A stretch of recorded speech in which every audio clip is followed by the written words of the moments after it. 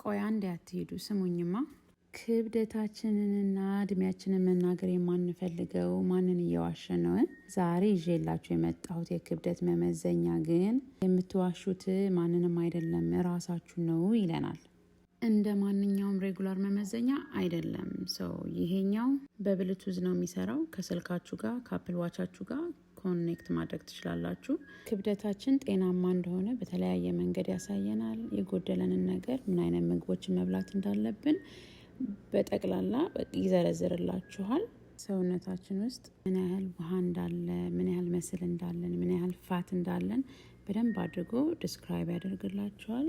የኔ ኖርማል ስለሆነ እዚህ ጋር ያሳያችሁም እንጂ ሃይ ሪስክ ከሆናችሁም ሃይ ሪስክ ይላል። ከዛ መፍትሄውን ደግሞ ከታች ይዘረዝርላችኋል።